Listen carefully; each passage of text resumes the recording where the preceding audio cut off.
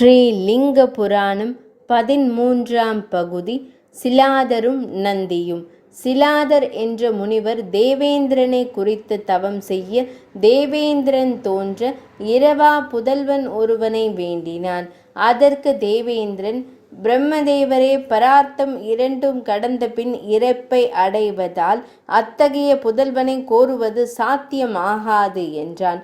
பின்னர் சிலாதர் சிவபெருமானை வேண்டி பல்லாண்டுகள் தவம் செய்ய அவர் உடம்பில் உள்ள எலும்புகள் தவிர மற்றவை எல்லாம் அரிக்கப்பட்டன. அந்நிலையில் ஈசனார் அவர் முன் தோன்றி அவர் உடலை முன்போல் ஆக்கி அவர் வேண்டுதலுக்கு இணங்க தானே அவருடைய மகனாக நந்தி என்ற பெயரில் தோன்றுவதாக கூறி மறைந்தார். அடுத்து சிலாதன் ஒரு யாகம் செய்ய அதிலிருந்து நந்தி தோன்றினார்.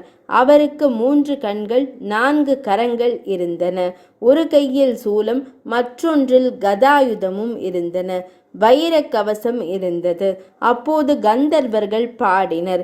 தேவலோக நடன மாதர்கள் நடனமாடினர்.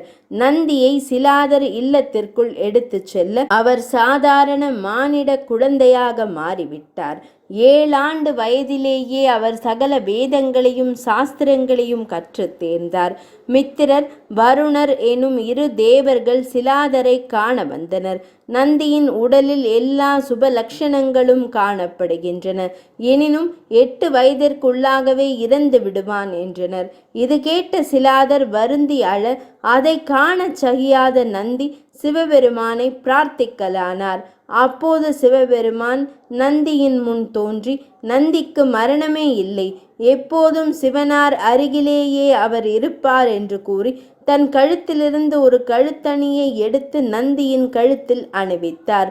உடனே நந்தி தேவர் ஒரு தெய்வ வடிவம் பெற்றார். 10 கரங்கள் 3 கண்களுடன் தோன்றிய அவரை பார்வதி தன் மகனாக ஏற்றாள். அன்று முதல் அவர் கணநாதராக சிவத்தொண்டு செய்து வந்தார். 13ஆம் பகுதி நிறைவடைந்தது.